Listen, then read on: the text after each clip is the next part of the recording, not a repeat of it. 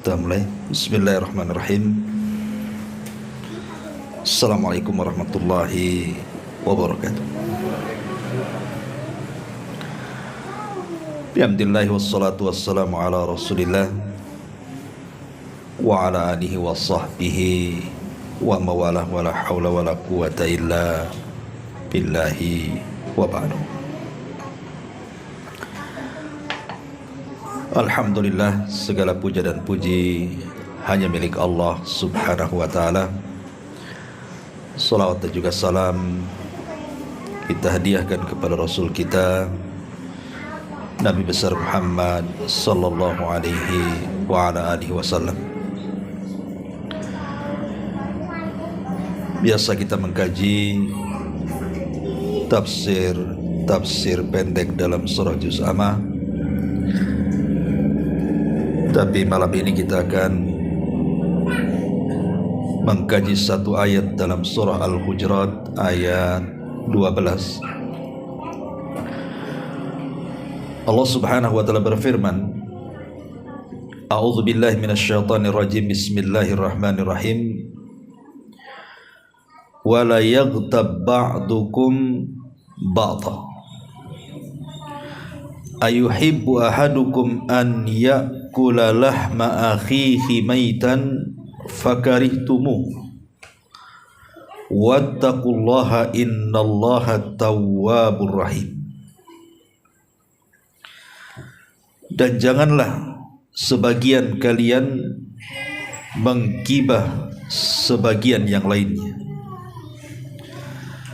Apakah salah seorang di antara kalian suka untuk memakan bangkai saudaranya dalam kondisi mati? Tentu kalian tidak akan suka. Karenanya bertakwalah kepada Allah, karena Allah zat yang maha penerima tobat dan maha penyayang. Ayat ini, ma'asyiral muslimin yang dimuliakan Allah azza wa jalla, adalah ayat yang sangat menakutkan bagi kita. Satu dosa yang termasuk afatul lisan, ketergelinciran lisan kita yang mengakibatkan kehancuran dunia kita dan akhirat kita. Apa itu? Dosa ghibah. Kenapa saya ingin membahas masalah ini? Walaupun ini masalah sederhana, banyak para ustadz membahasnya, tapi tidak mengapa, karena hampir di antara kita tidak lepas daripada ghibah. Saya, Anda, terutama ibu-ibu, sadar ataupun tidak, terkadang kita ghibah, membicarakan keburukan orang lain. Sebelum saya jabarkan, ada satu riwayat yang dihasankan oleh Syekh Nasiruddin Al-Albani rahimahullahu ta'ala dari Anas ibn Malik radhiyallahu anhu. Kebiasaan orang Arab apabila melakukan safar, maka mereka akan membantu satu dengan yang lainnya. Satu hari Nabi SAW, Umar dan Abu Bakar Siddiq radhiyallahu anhuma safar dan membawa dua orang budak. Kemudian ketika kelelahan, maka kemudian semua tertidur. Ketika itu Abu Bakar dan Umar terbangun. Kemudian salah satu keduanya mengatakan kepada pembantunya, budaknya, karena ketika itu belum bangun budaknya, maka keduanya mengatakan, innahu lana'u, sesungguhnya pembantu ini tukang tidur, suka tidur atau tukang tidur. Bangunkan dia, suruh datang kepada Nabi SAW untuk meminta makanan yang kita akan makan sebagai bekal di perjalanan. Akhirnya kemudian pembantu itu bangun, kemudian datang kepada Nabi sallallahu alaihi wasallam meminta makanan. Kata Nabi sallallahu alaihi wasallam, katakan kepada Abu Bakar dan Umar, keduanya sudah makan. Akhirnya kemudian orang Arab Badui ini menjumpai Abu Bakar dan Umar mengatakan, kata Rasul, kalian berdua sudah makan. Abu Bakar dan Umar heran karena belum makan masalahnya. Kenapa Rasul mengatakan sudah makan? Pasti ada masalah nih. Akhirnya kemudian Abu Bakar dan Umar pun datang kepada Rasul dan mengatakan, wallahi ya Rasulullah, ma akalna syai'a. Rasul, kami belum makan. Kenapa kau katakan kepada pembantuku sudah makan?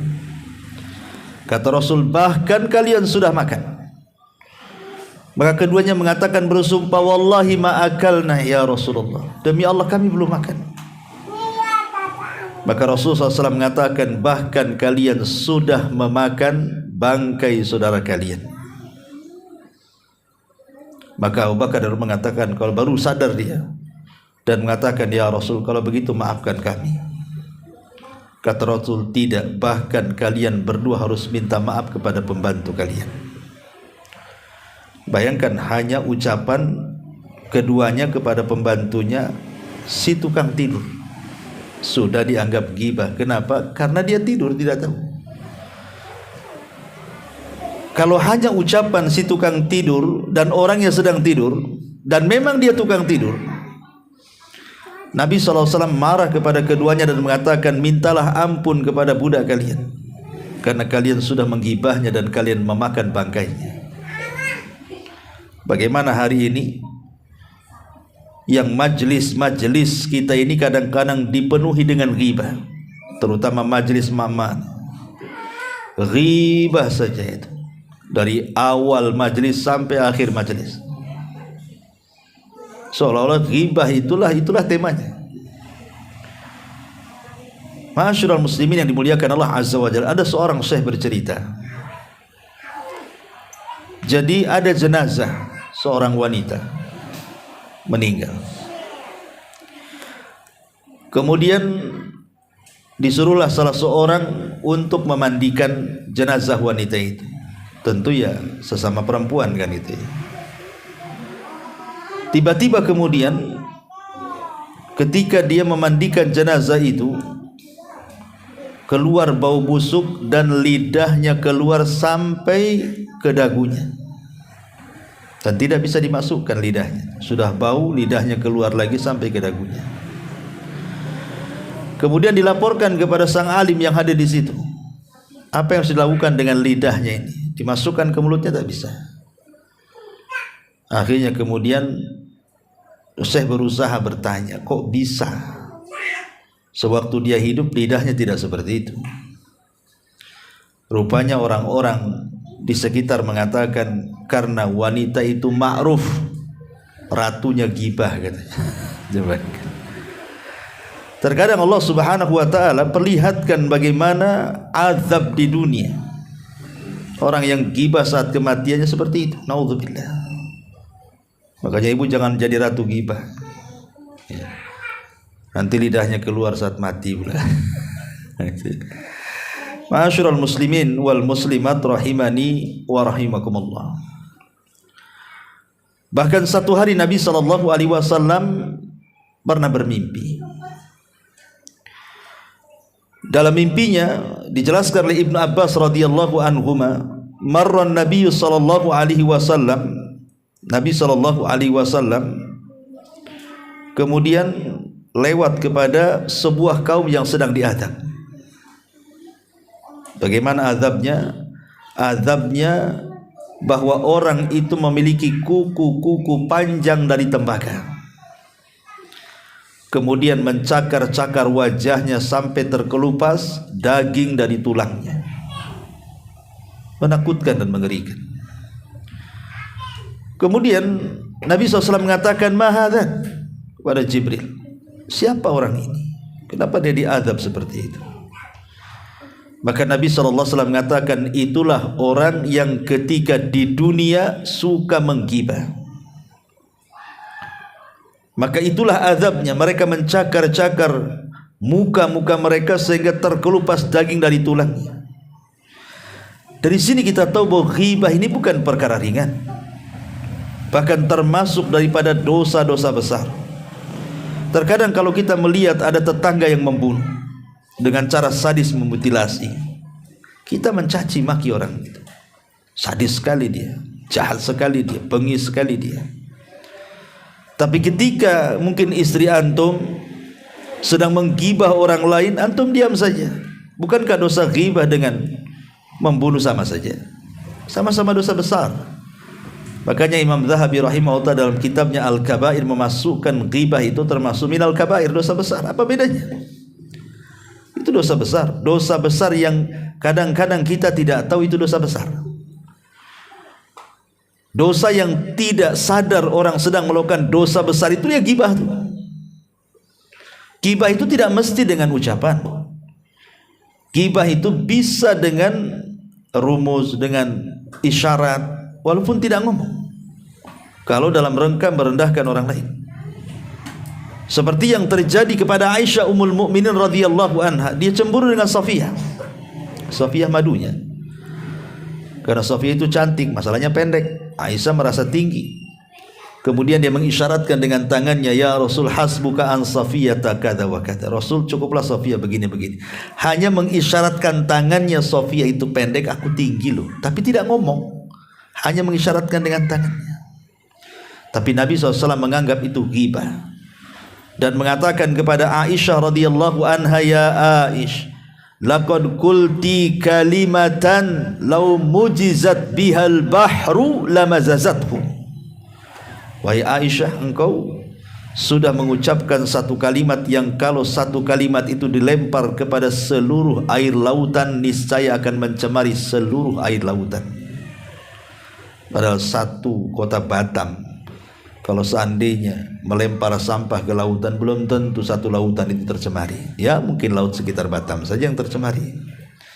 Tapi satu kalimat ghibah bisa mencemari seluruh air lautan. Dahsyatnya itu akan dosa ghibah itu. Sufyan Ats-Tsauri rahimahullahu taala ketika menyebutkan persoalan ghibah dalam Al-Qur'an, ghibah di dalam Quran itu disebutkan 3 macam. Ya. Ada dalam bentuk ghibah, ada dalam bentuk dusta, dan ada yang dalam bentuk al-ifku. Apa itu? Pertama, ghibah ma'ruf. Ghibah itu menyebutkan saudara kita dari keburukannya yang kalau dia dengar dia tidak suka. Kita menyebutkan sesuatu tentang saudara kita dan umumnya biasanya keburukan. Kalau dia dengar dia nggak suka, itulah ghibah. Kalau dusta itu di kita menyebutkan sesuatu yang tidak ada pada saudara kita, kita ceritakan, itu ghibah juga, tapi plus dusta. Kalau ghibah kan memang betul-betul ada pada dia, ya, betul-betul ada pada dia. Seperti tadi kisahnya Abu Bakar kan, memang budaknya itu tukang tidur, sehingga kemudian dikatakan fa innahu lanaum, orang itu tukang tidur. Memang betul tukang tidur kan, tapi itu dianggap ghibah. Ghibah itu menceritakan sesuatu yang memang ada pada dia, tapi kalau dia dengar gak suka, itu namanya ghibah. Tapi ada yang ghibah plus dusta. Kita menceritakan orang lain padahal tidak ada pada diri dia, kita ceritakan pada orang. Itu 2 kuadrat tuh dosanya. Ghibah, dusta lagi dalamnya. Ada namanya al-ifku, ini parah lagi. Kita mendengar berita dari orang, belum di cross check sudah diceritakan sama orang. Itu namanya kabar berita dusta. Makanya Rasul mengatakan, kafa bil mar'i ithman an yuhadditsa bikulli ma sami. Cukuplah orang itu melakukan dosa kalau menceritakan setiap yang didengar. Jangan menceritakan sesuatu yang didengar. Pastikan dulu berita itu. Kalau bahasa sekarang ini nyebar hoax antum itu. Sekarang ini lagi tren nih, hoax nih kan, ini kan tahun politik masalahnya. Sebar hoax sana sini untuk menjatuhkan lawan politiknya, maka dibuat berita-berita macam-macam. difitnah dengan segala macam supaya dia yang terpilih lawan politiknya jatuh. Ini bahaya. Itu namanya ghibah kuadrat namanya, kawan. Kenapa? Karena korbannya satu masyarakat Indonesia, bahkan dunia lagi itu. Dan satu dua tuh. Gimana tobatnya? Masyaallah muslimin yang dimuliakan Allah Subhanahu wa taala. Taib. Apa sih penyebab ghibah itu? Yang pertama dhaful iman. Karena iman yang lemah. Kalau iman kuat itu, insya Allah orang itu tidak akan ghibah. Karena takut kalau seandainya dia ghibah, ada balasannya di dunia dan akhirat. Karena ada kaidah yang mengatakan kama tadinu tudan. Sebagaimana engkau menggibah orang, nanti Allah kirim orang yang menggibah kita. Orang yang kuat iman insya Allah dia tidak akan menggibah. Yang lemah iman itulah yang suka gibah. Yang kedua, berkawan dengan orang yang tukang gibah, kawan yang buruk. Makanya Bu hati-hati, jangan berkawan dengan ratu gibah. Ibu jadi ratunya kedua nanti. Dan suami akan ditanya, antum akan ditanya. Jangan salah, antum akan ditanya di hadapan Allah. Soal istri antum berkawan dengan siapa, makanya antum harus cerewet. Kalau tahu teman istri antum tukang gibah, antum larang. Jangan kau pergi ke sana. Kau pergi tanpa dosa, pulang berdosa gitu. Larang, karena akan ditanya tuh. Ini enggak, antum pula malah sengaja tuh ngompori. Tadi gibah apa di sana? Ngomong apa tuh? Ada berita terbaru enggak? Ya. Masyaallah muslimin yang dimuliakan Allah Azza wa Jalla. Jadi jangan berkawan dengan tukang gibah. Nanti kita ini jadi tukang gibah jadinya. Bahkan kalau bisa mendengar pun tidak. Hasan Al-Basri rahimahullahu taala satu hari bermimpi. Jadi dalam mimpinya dia didatangkan bangkai yang sangat bau busuk sekali. Kemudian dikatakan kepada Hasan Al-Basri, makan bangkai itu. Dia bilang, kan nggak mungkin saya makan, itu bangkai busuk. Makan? Tidak, saya tidak akan makan. Dan apa salah saya kenapa harus makan bangkai itu? Maka dikatakan karena engkau redha dengan orang yang menggibah, katanya. Dia mengatakan, aku tidak mengatakan sesuatu, aku hanya mengatakan yang baik dan aku mencegah yang buruk, katanya. Tapi dikatakan tidak, karena engkau membiarkan dan engkau mendengar orang yang menggibah, katanya. Yang dengar saja bayangkan ada ancamannya. Makanya kenapa Allah Subhanahu wa taala mengatakan fa'arid anhum hatta yahudu fi haditsin ghairi. Kalau ada di majelis itu yang sedang gibah, antum langsung pergi, ma'assalam, assalamualaikum. Kalau antum tidak bisa menasihati orang di majelis itu dan mengatakan jangan gibah, antum pergi dari situ. Antum cari alasan yang lain, pergi dari situ. Kecuali kalau antum bisa menasihati, janganlah gibah di sini, kepalain aja kan itu. Tapi kalau tidak bisa, pergi. Karena mendengar dan kita suka, apalagi kemudian redha, itu sama juga dengan gibah, itu hukumnya. Padahal kita tidak ngomong, hanya menikmati gibahnya orang, hukumnya sama. Makanya ini yang kedua. Yang ketiga, hasad. Biasanya yang menjadikan kita gibah itu hasad. Ibu-ibu satu dengan yang lainnya, kenapa ya tetangga itu ya kerja biasa-biasa saja, mobil gonta-ganti, padahal dia charter, bukan mobil dia kan gitu. Mungkin dia charter, mungkin kan banyak tamu ya, rumahnya kemudian mulai naik, kok bisa ya dia naikkan, jangan-jangan punya tuyul. Nah, jadi mulai itu ya. Hasad inilah yang membangun gibah. Jangan pernah hasad, karena halakal hasid qoblal mahsud. Orang yang hasad itu biasanya lebih binasa daripada orang yang dihasadi. Orang yang dihasadi lo tenang-tenang aja, dia bangun rumah tenang. Yang hasad sakit kepala, kenapa bisa bangun rumah dia?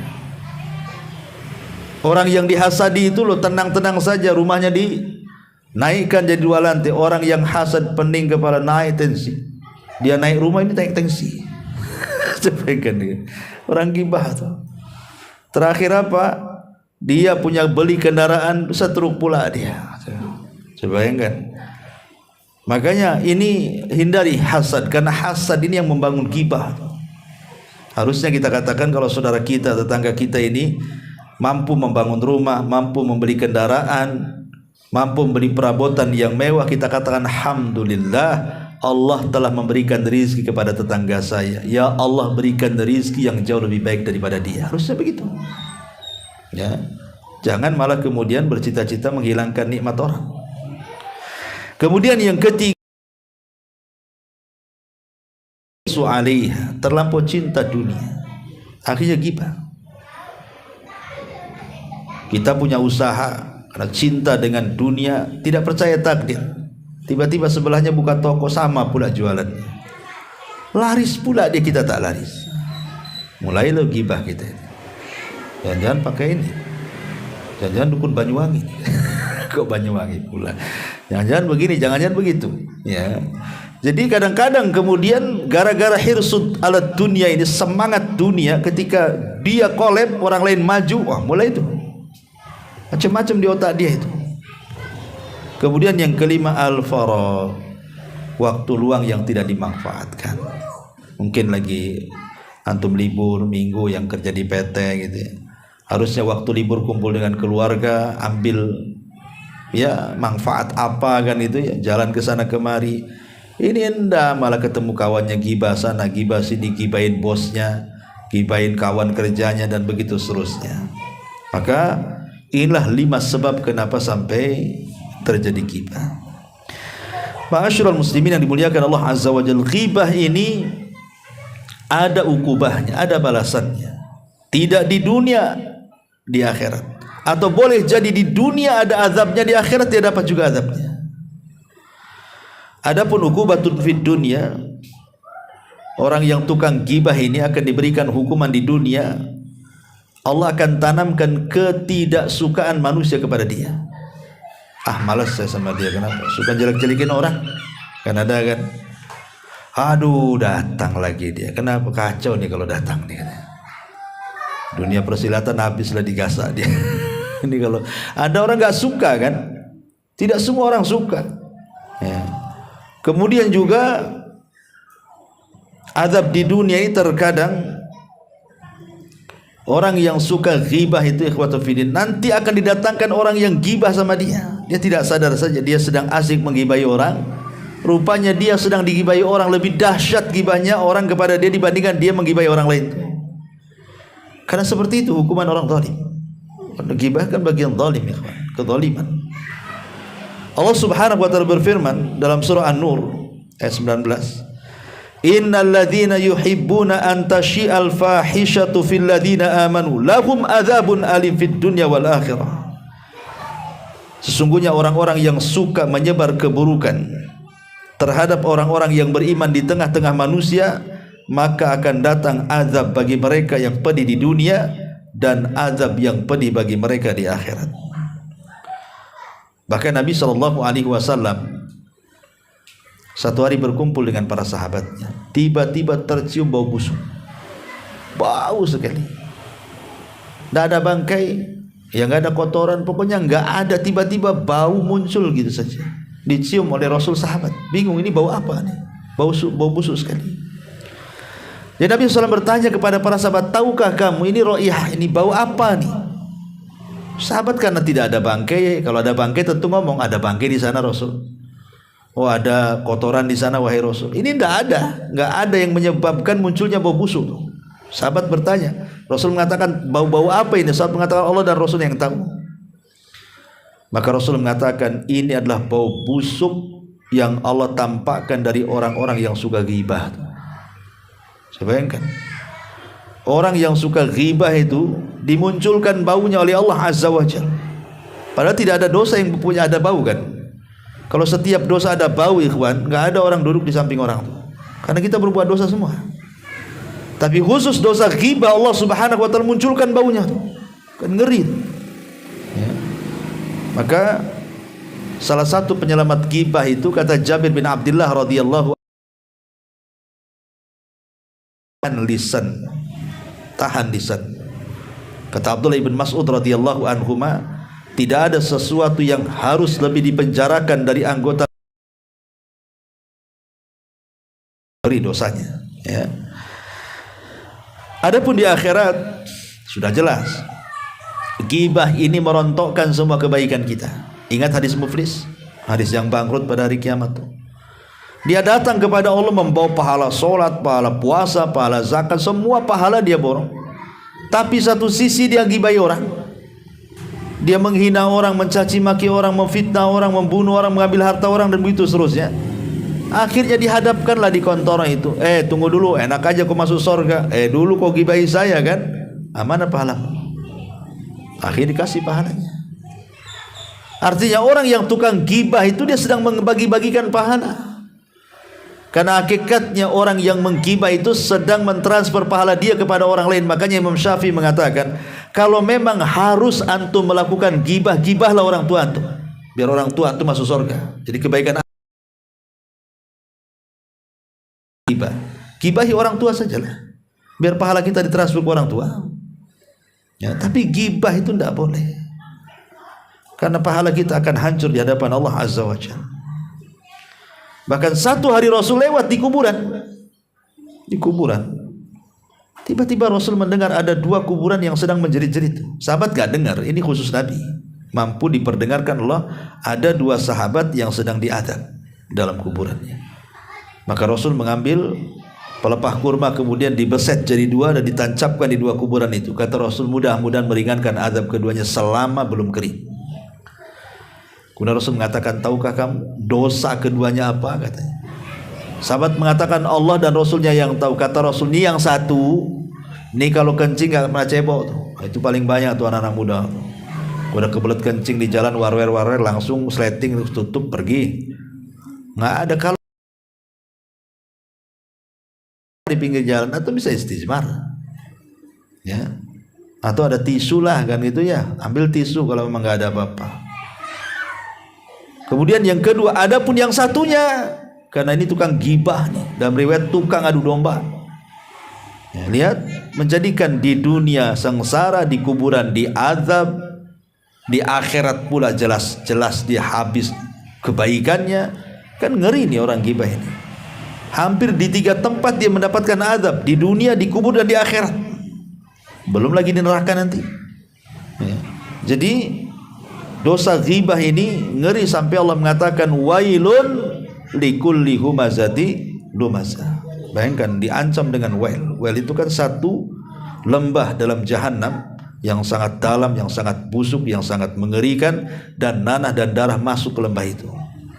Sampai diancam lembah bagi orang yang humazatil lumazah. Humazatil lumazah, humazah lumazah sudah saya jelaskan, dua-duanya ghibah. Satu, ghibah dengan memperagakan visi orang lain. Pamannya ada orang pincang jalan, antum pula niru-niru dia pincang. Ini ghibah, tidak boleh. Ada tetangga memulai picak sebelah, antum pula niru-niru dia. Ngapain antum niru-niru orang picak? Nanti picak duluan baru tahu. Gitu ya. Itu ghibah, padahal dia nggak ngomong, niru-niru gerakan orang, tapi dalam mereka merendahkan tuh. Ataupun langsung dengan ucapan lagi. Nah, ini kan bahaya. Itulah disebut humazah lumazah. Ma'asyiral muslimin yang dimuliakan Allah Subhanahu wa taala, maka dari sini apa solusi supaya kita jangan terjerumus kepada dosa ghibah ini? Pertama tadi saya sudah jelaskan, jaga lisan. Jaga lisan. Ini tahun politik, jaga lisan. Berdoa sajalah kita dapat pemimpin yang baik. Tidak perlu menjatuhkan satu dengan lain. Apa urusan antum? Emang kalau yang menang paslon ini antum kaya? Tetap aja antum kayak gini hidupnya. Nggak ada yang berubah. Ya. Minimal kalau antum cari pemimpin itu yang bisa bermanfaat untuk agama kita. Itu saja saya pesan. Kalau cari pemimpin, cari yang manfaat dan maslahatnya itu jelas kepada agama kita. Kalau dunia ya sama aja lah kan begitu.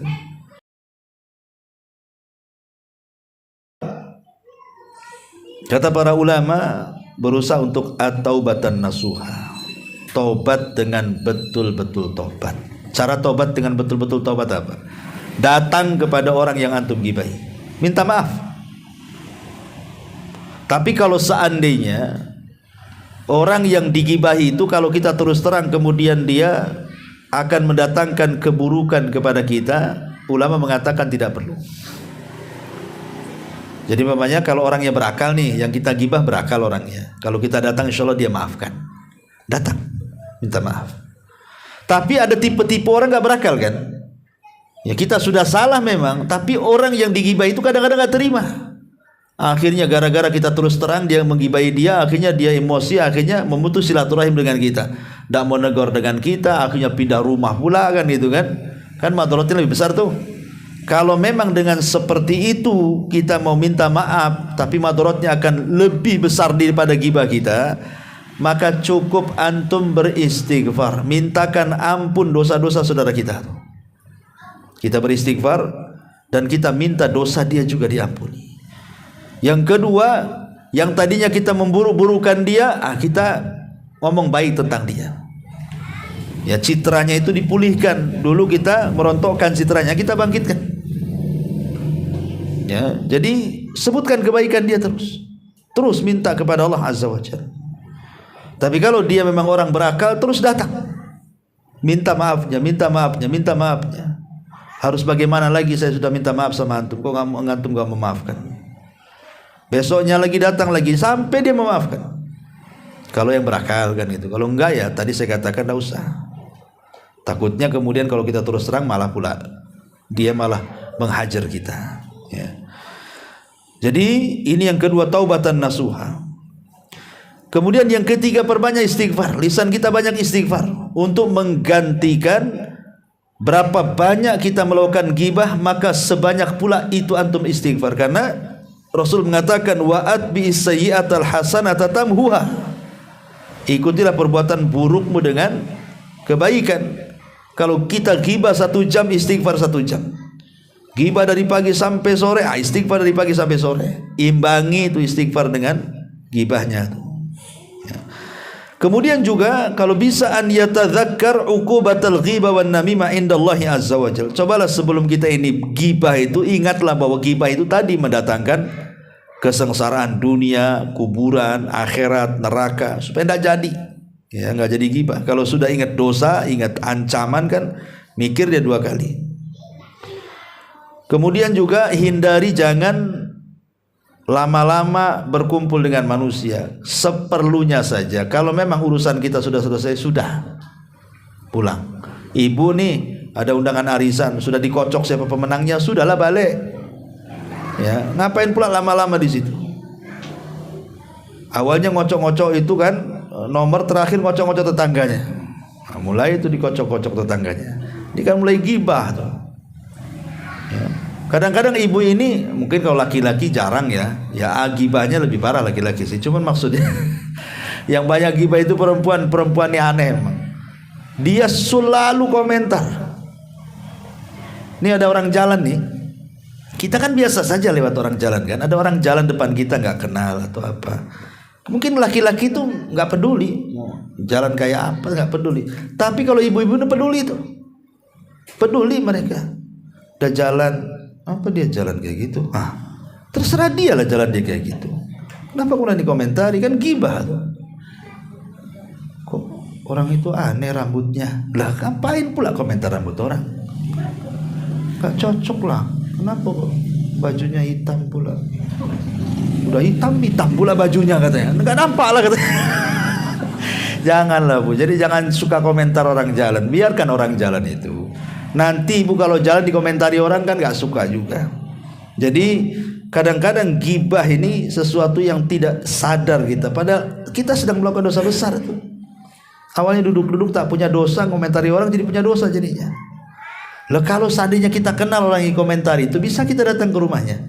Loh orang gak kenal kita komentari, kemudian kita mau minta maaf kemana kita rumahnya udah tahu. Nah, ini kan bahaya namanya. Sementara kita ini mudah lupa. Minggu kemarin gibah, kita hari ini lupa apakah sudah gibah atau enggak. Itu masalahnya. Makanya jangan kalau sudah selesai urusan pergi. Ya, saya tuh punya guru namanya Syekh Muhammad Said di Yaman tuh. Masya Allah, dia turunan Habib. Ya, bahasa kita turunan Nabi lah di sana. si Muhammad Said Al-Adni itu istrinya terkenal tuh sangat baik akhlaknya. Salah satunya apa? Tidak suka kumpul dengan majelis akhwat. Kalau ada yang mulai ngomong gibah, langsung cabut. Ya, kayak gitu Bu. Kalau sudah mulai ngomongin orang tuh langsung pergi Bu. Tinggalkan dia, biar dia gibah sama karpet aja itu. Ya kan? Ya gibah sendirian dia. Jangan ada lawan. Ya, jadi ini juga yang harus dipahami. Kemudian juga selain daripada itu istish'ar bi muraqabatillah. Hadirkan muraqabah bahwa setiap ucapan kita itu dicatat raqib dan atid. Bukan kalau yang mengatakan mayalfidu min qaulin illa ladaihi raqibun atid. Tidaklah satu lafaz yang kita keluarkan kecuali dicatat raqib dan atid. Raqib dan atid itu akan mencatat semua perkataan kita yang mengandung dosa, semua perkataan kita yang mengandung pahala, atau semua perkataan kita yang tidak mengandung dua-duanya. Tetap dicatat. Jangan salah. Tidak ada yang tersisa kecuali dicatat. Walaupun di akhirat yang dihisab itu yang mengandung dosa ataupun pahala saja, tapi semua akan dicatat tuh. Karena sebagai bentuk pertanggungjawaban di hadapan Allah Azza wa Jalla.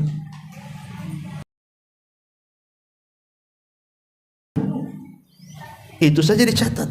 Imam Ahmad ibn Hanbal rahimahullahu ta'ala ketika detik-detik sakaratul maut itu, dia merasakan sakit sehingga dia mengerung. Aduh. Murid di sebelahnya mengingatkan, ya Imam, innal anin kalimah wal kalimatu yuktab wal kalimatu tuktab. Wahai Imam, anin itu kalimat kan, dan kalimat itu kan dicatat raqib dan atid. Langsung diam Imam Ahmad. Diam. Luar biasa.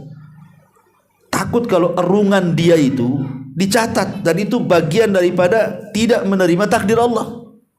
Diam. Oh, kalau kita menjadi jerit ya, jerit-jerit kita ini, udah jerit-jerit dimarahi pula istri kita.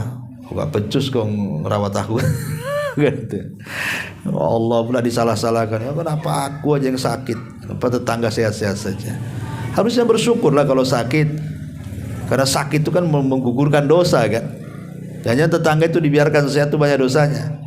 Karena terkadang ya musibah itu kan karena cintanya Allah kepada kita sebenarnya. Kalau kita paham itu, untuk menguji tentang kebenaran iman kita dan kedustaan iman kita, makanya diuji supaya betul-betul tahu kualitas iman kita di hadapan Allah. Ya. Kemudian juga ibta'id anit tanabuz bil alqab. Hindari melakop-lakobi manusia. Karena itu bagian daripada kita. Dan ini masyhur di masyarakat loh, aneh kadang-kadang ya. Di masyarakat ini ada orang kadang namanya bagus dijelek-jelekin. Ya kan? Namanya bagus dijelek-jelekin. Namanya umpamanya bagus, perempuan namanya anggaplah Fatimah Az-Zahra. Cuman karena badannya besar kan gitu, Fatimah Az-Zahra endut. Dikasih endut pula, coba bayangkan Bu. Itu ditulis pula di WA tuh. Ya. Coba bayangkan, enggak boleh Bu. Dia gendut ya gendut, tapi jangan pula disebut-sebut fisiknya. Kalau krempeng Fatimah Az-Zahra krempeng gitu. Jangan suka melakop-lakopi orang. Dia gendut, dia krempeng, dia tinggi, dia pendek, dia hitam, dia pesek, dia mancung, itu sudah kehendak Allah. Allah menciptakan manusia itulah sebaik mungkin. Laqad khalaqnal insana fi ahsani taqwim. Jangan dikomentari fisik manusia. Karena mengomentari fisik manusia itu hakikatnya mengomentari zat yang menciptakan fisik manusia, Allah. Kalau kita menghina fisik manusia itu hakikatnya menghina Allah yang telah membuat fisik manusia, itu masalahnya. Dan ini bahaya. Ya. Jangankan mencela fisik manusia, mencela waktu saja sama dengan mencela Allah. Kata Rasulullah, tasubbud dahra fa inna ma ana dahrun. Allah berfirman hadis qudsi, jangan cela waktu, akulah yang membolak-balikan waktu. Semua waktu itu baik, semua hari, bulan, tahun baik. Kalau mencela waktu saja tidak boleh, apalagi mencela fisik orang, itu ghibah namanya. Maka hindari melakop-lakopi orang. Hindari. Ya, karena ini banyak di masyarakat, Masya Allah. Saya ngeri kadang-kadang. Kalau masyarakat melakop-lakop orang itu luar biasa. Ya. Kemudian juga Ihris ala maslahatil muslimin katahdhir minasyarri bin nusi wal irsyad. Berusaha untuk memperbaiki kaum muslimin dengan cara mentahdir, memperingatkan untuk tidak berbuat buruk, menasihati dan begitu seterusnya. Jadi kalau memang ada orang ghibah, kalau bisa nasihati. Dan jangan lupa kalau kita sudah bermajelis, namanya majelis kumpul-kumpul orang ya, ngobrol satu dengan yang lain, itu terkadang tanpa sadar kita menggibahi orang kan, entah gibah politik atau gibah tetangga atau gibah orang kerja atau sesama kawan dan begitu seterusnya. Maka sebelum bubar itu di sana ada doa kafaratul majlis. Doa kafaratul majlis itu bukan habis kajian aja dibaca, tidak.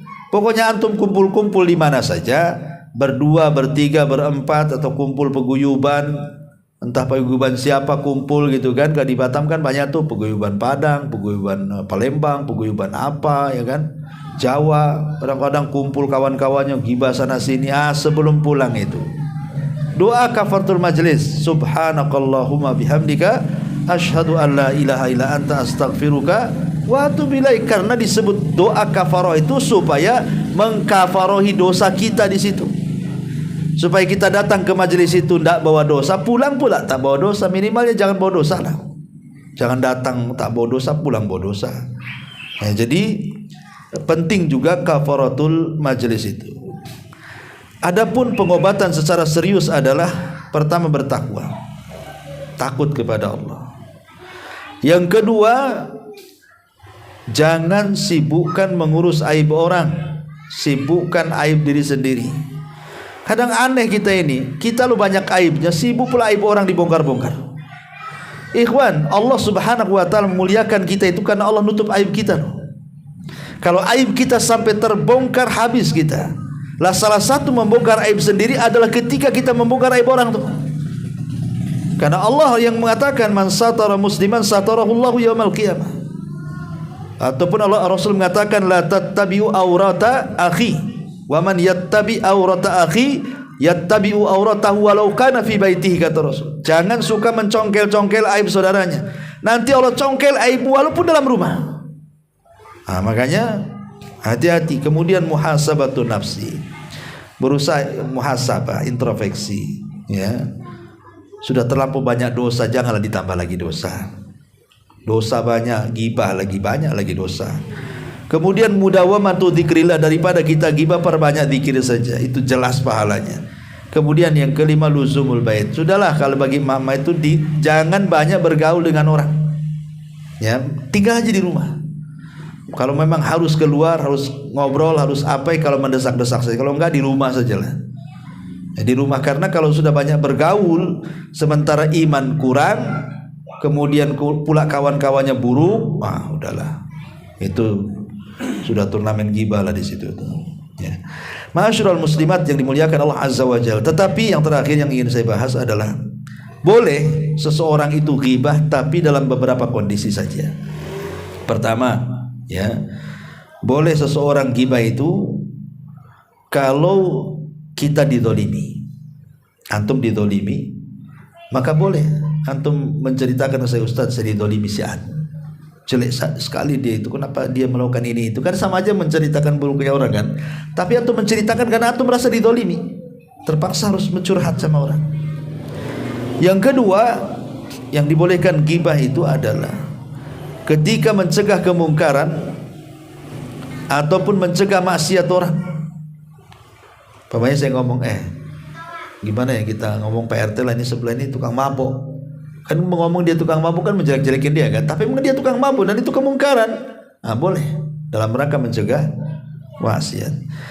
Yang ketiga, boleh juga dalam rangka istifta, meminta fatwa di majelis hakim. Pemainnya meminta fatwa, ini istri saya Ustadz gini. Kan diceritakan keburukannya, tapi minta fatwa ya, untuk supaya kebaikan keluarganya. Kemudian yang keempat, dalam rangka menasihati, mungkin dia ahli bid'ah yang menyesatkan orang gitu ya, ataupun dia orang fasik yang jahat, suka ngerampok dan begitu seterusnya, maka kita boleh menggibai dia untuk menghindarkan orang dari dia. jangan berkawan dengan dia, sesat kamu. Jangan berkawan dia, jadi maling. Oh, itu maling itu dia itu. Gitu ya, boleh ya. Kemudian yang kelima, boleh kita ini menggibahi kalau dalam rangka mencari alamat dan antum tidak bisa membedakan satu dengan yang lain karena banyaknya nama yang sama. Antum nyari nama Pak Udin di perumahan ini, ada 10 pula nama Pak Udin di sini. Pak Udin yang mana? Banyak kali di sini Pak Udin. Itu loh yang pesek. Kata paksa lah kita harus kasih tahu kan, supaya tahu, oh yang pesek itu Udin pesek itu situ, kan. Boleh kalau dalam rangka ta'rif tadi, karena Udinnya banyak pusing jadinya kan. Terpaksa lah ciri-cirinya dikasih tahu. Itu boleh dalam rangka li ta'rif namanya. Li ta'rif itu untuk mengenal ya. Kalau nggak mengenal ya gimana pula kan gitu. Kita tidak tahu. Ya. Ma'asyiral muslimat yang dimuliakan Allah Subhanahu wa taala, ini di antara ghibah-ghibah yang dibolehkan. Tapi secara umum ghibah itu dilarang. Ya, ghibah itu dilarang dan sebisa mungkin, karena ghibah ini kan afatul lisan, hal yang sangat membahayakan dari lisan. Hampir semua orang itu melakukan ghibah. Maka kita berlindung kepada Allah Azza wa Jalla agar lisan kita dijaga untuk tidak menggibah, karena ghibah ini bisa menghancurkan kebaikan kita yang sudah kita kumpulkan dari sholat, puasa, zakat, sedekah dan yang semacamnya. Rugi kalau seandainya amilatun nasibah tasla naron hamiyah. Lelah letih kita beramal saleh, di akhirat habis pahala kita, masuk pula kita neraka. Wallahu a'lam bishawab. Ini yang bisa saya sampaikan. Ya, mudah-mudahan ada manfaatnya. Subhanakallahumma bihamdika asyhadu an la ilaha illa anta astaghfiruka wa atubu ilaik. Allahu ta'ala alam. Assalamualaikum warahmatullahi wabarakatuh.